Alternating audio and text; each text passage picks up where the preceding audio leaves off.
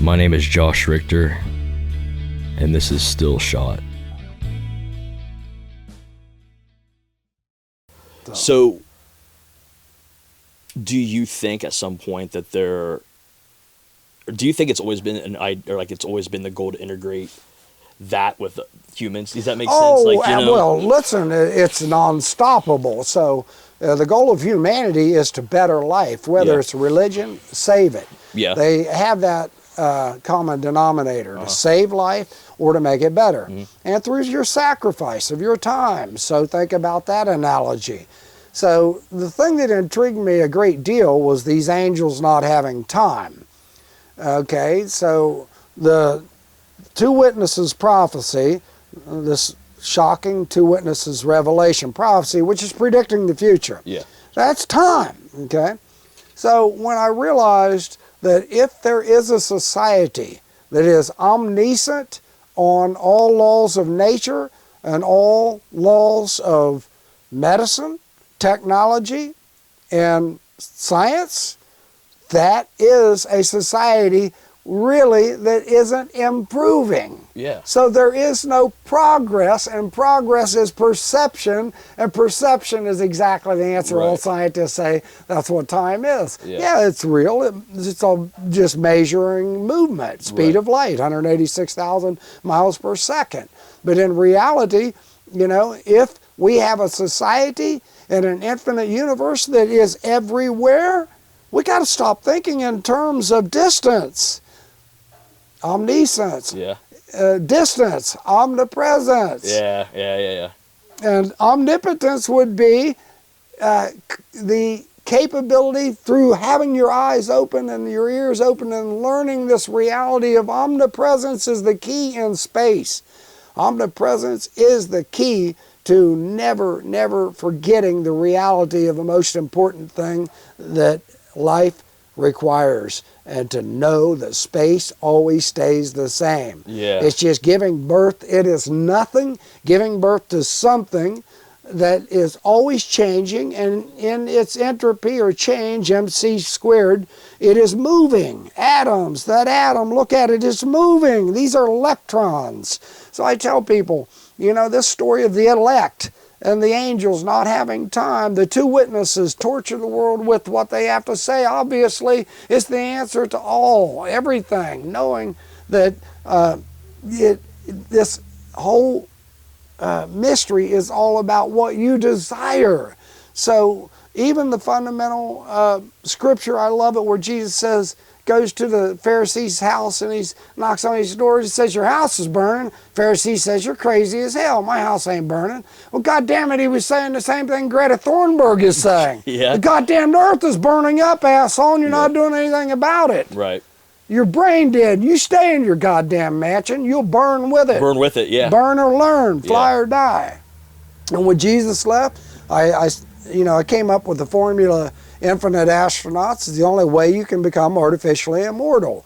If you do not learn my caveman analogy, that the birth of intelligence about space and it being full of these flying rocks that are hitting the ground that are so wonderful to watch like fireworks till they hit your goddamn, campsite, is a beautiful analogy that the first fundamental learning and teaching of an intelligent species is to learn. You have a very limited amount of time, goddammit, and being a human, you better be grateful you are, because you could be the fruit fly that you're squashing, or the cockroach, or the goddamn chicken going to the Tyson chicken plant that you're eating so mindlessly.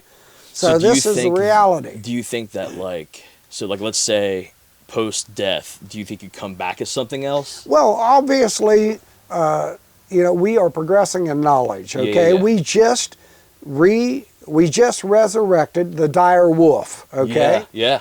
Now, the reality is we are also, and everybody knows, we're trying to resurrect the woolly mammoth, and food would be a big thing of it, okay? We know they were eaten, and that's a lot of what made them go extinct, but the reality of resurrecting life is just all about good DNA. So DNA is a living thing. It's comprised of 2 ribonucleic acids, which are dead things, okay? Those are just made up of the ACGT, gene pool, right? So we have all those ingredients on Earth. And I was, and the stagnated level of science I see is epitomized by an article I took a screenshot of. We just got and cataloged and decoded the triglyceride amino acid, or amino protein rather, I think it's protein, in turkey that makes you go to sleep. So it's like tryptophan or something. Oh, yeah. Okay, they just had an article. Now here's how goddamn stagnated we are. You know, I don't know why a scientist doesn't look at the goddamn atom and say, well, atoms are everywhere. The whole universe, okay? Yeah. So the word alien is very primitive, and so is the goddamn thinking that the Earth doesn't have everything on it that it takes to make life by just fusion process, just like the sun gives light from two atoms fusing together. I mean, the name alone, atom. And the first name in the Bible's name is Adam. So yeah. this is all like Science 101. We are very goddamn primitive, and even scientists, you know, have the sad human pride condition. Yeah. And that's what it is. 666, that's the number of the beast. That's the same day that man was created on the Bible. And it says, let us make man in our image. So if we would open the Bible and immediately say, man, I got to stop right there. It says, in the beginning was God. Well, wait a minute, Mom and Dad just said God doesn't have a beginning. Okay, well, what if it said the atom? Then it started. The atom said, let there be light. Well, how do atoms speak? Well, we're speaking. So the atom said, let there be light. Light, boom. All of a sudden, we've got the key ingredients for the very goddamn thing that makes the atom a living atom or a dead atom. Without light, you can't be a goddamn life. Right. Yeah, that's. And then if you go up to verse 6, it proceeds in a very, very fundamental, accepted, universally scientific progression of evolution of life. And it gets to chapter 6 and said, let us make man in our image. Now this goddamn earth is still at war with monotheism and polytheism. Who's got the biggest badass God, okay? That's it. So when I got to that level, and then God took a rest, and there was peace, I said, oh my God, it starts all over. They looked down on earth, and there was no man to till the ground. Whoo! Light bulb moment. Motherfuck, somebody figured out the meteor thing that I gave you, the analogy. One of those primitive caveman cocksuckers sacrificed, you know, the desire for sex for sustenance, life, and realized, wow, I get sex tomorrow. Maybe even I'll invent makeup and all that shit. Take the women. So, no man to till the ground. Then what do they make him out of? Dead atoms. Right. Breathe life into him, and you got a living atom. That's and what's the fucking incredible. What's the air made out of? Dead atoms. Yeah. So can we resurrect life? Absolutely, we have the evidence. Do you think they have already? They just haven't told anybody? With mummification. In my first book, I said, "Oh my God, we got mummies, man! You know, people burying the dead to preserve the body so they can bring it back to life. God damn it! You know, let's watch Jurassic Park, people. Let's start talking. Let's watch Logan's Run. Yeah. That I watched when I was a child.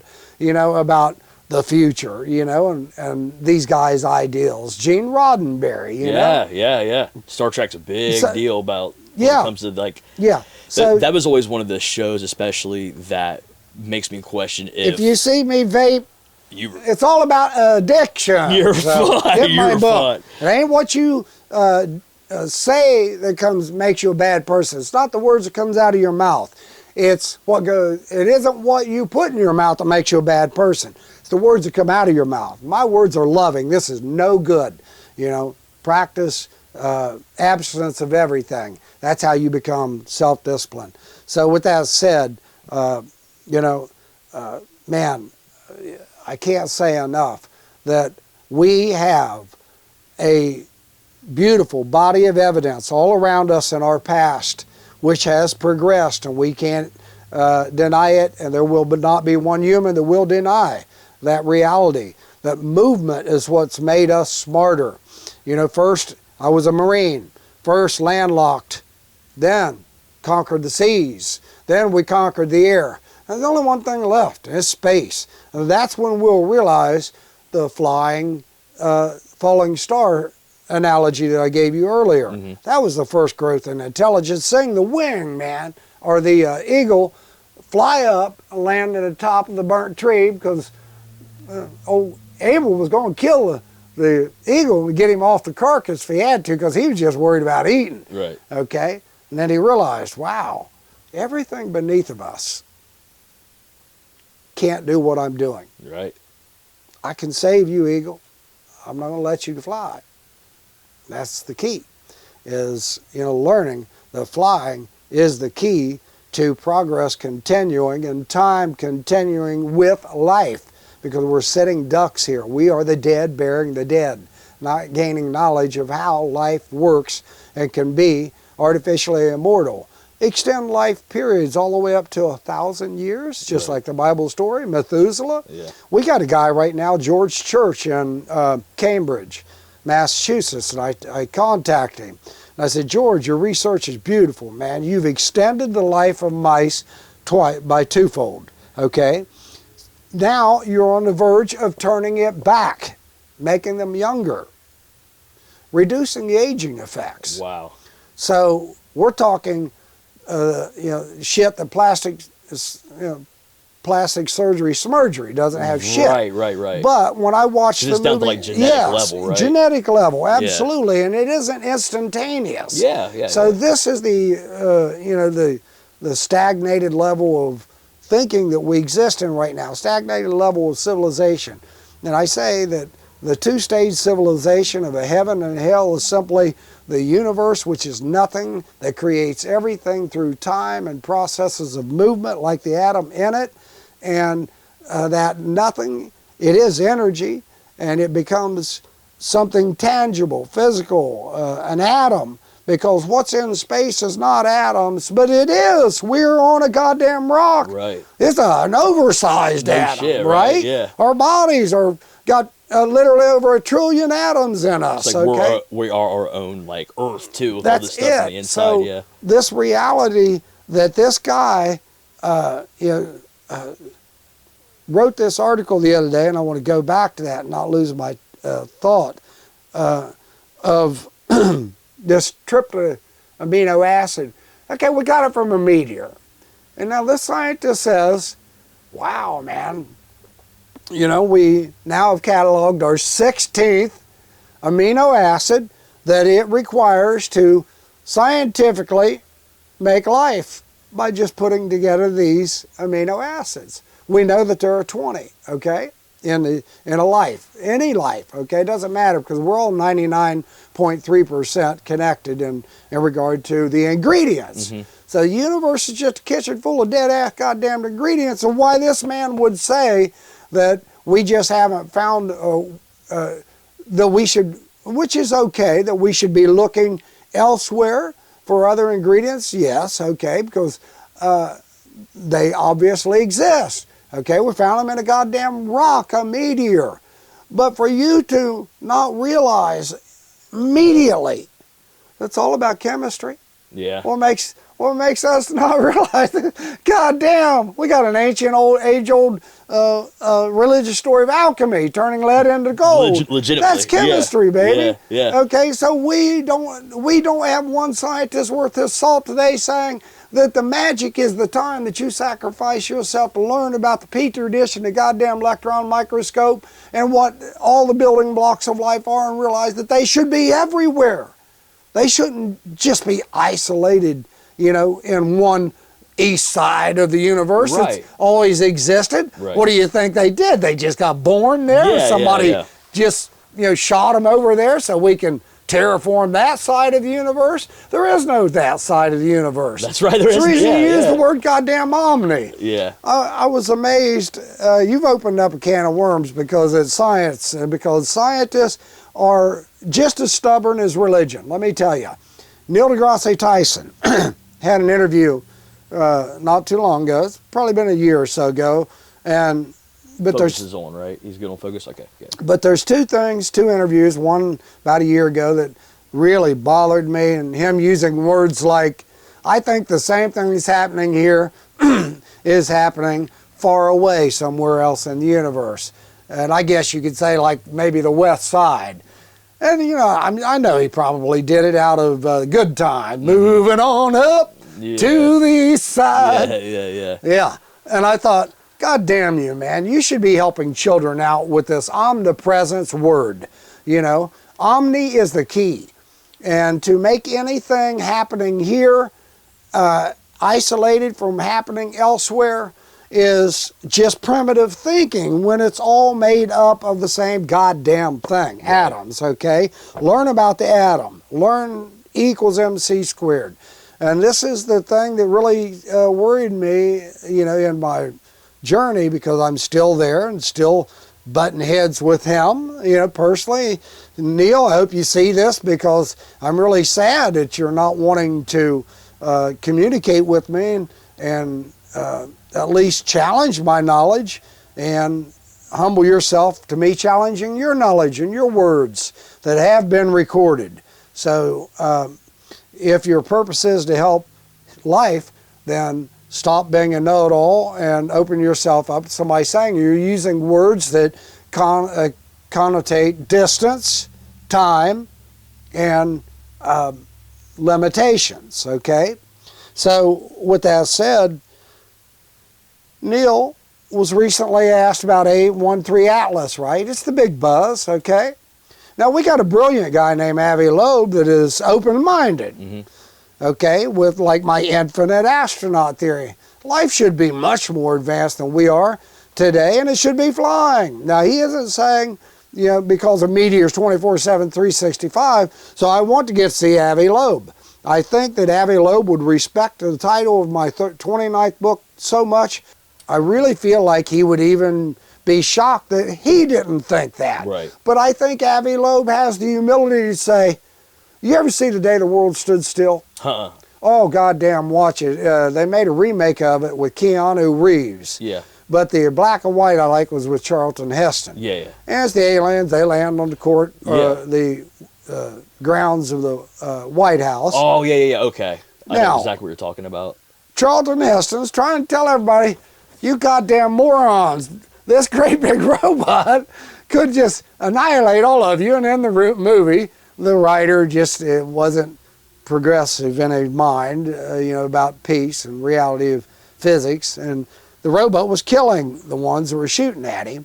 So he runs away, and he finally goes to the most intelligent man on earth through the help of a family.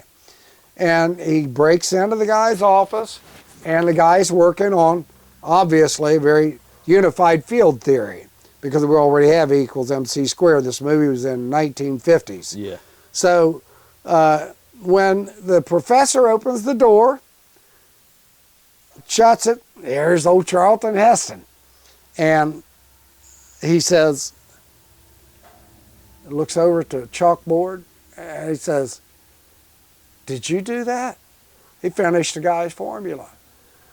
And Charlton said, yes, it was just a few simple little, you know, errors that you made, but I want to congratulate you on your desire to learn everything.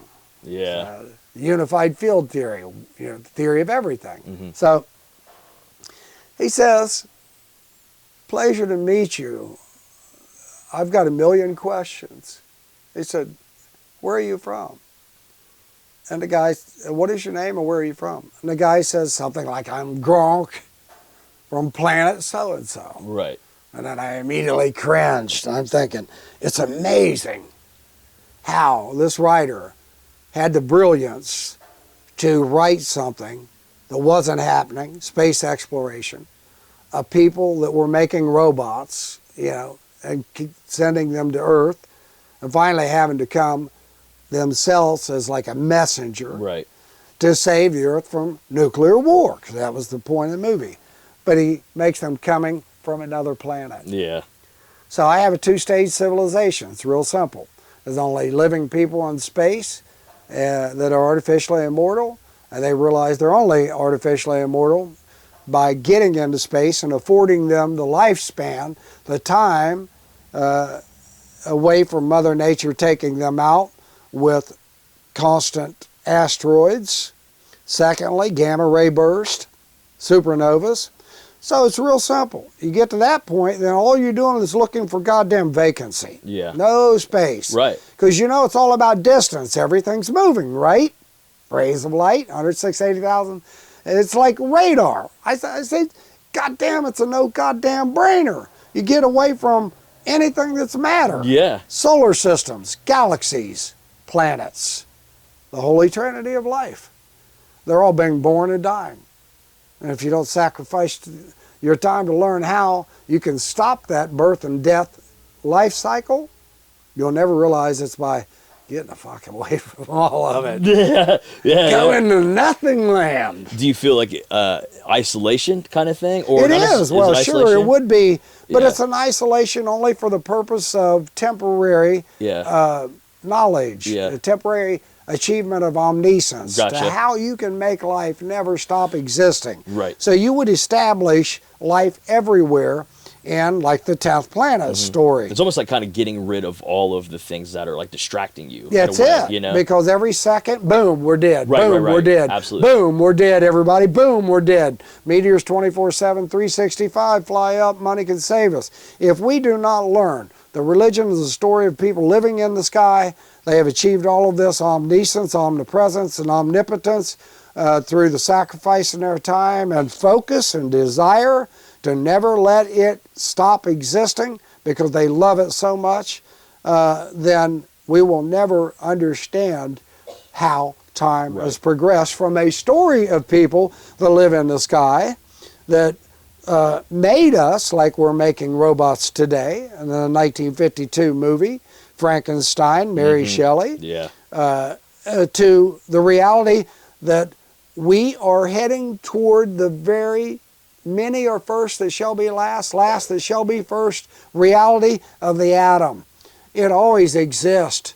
And the reality is you can either be a living one or a dead one. You can focus and desire pleasure all your ass wants, but you may wake up a chicken in Dr. Doolittle's little with the goddamn mind of human. Yeah. No tools, no capabilities to do anything. I wonder if and you can't even communicate with the goddamn doctor. That's like some sort of weird, like how you live your life come back as something else that's like, shit, I can't do nothing about it. Now it's like I'm trapped in my own. Oh my God. You guys, I can't turn water into wine, but I'm going to stagger the shit right out of you. Let's I hope. do it.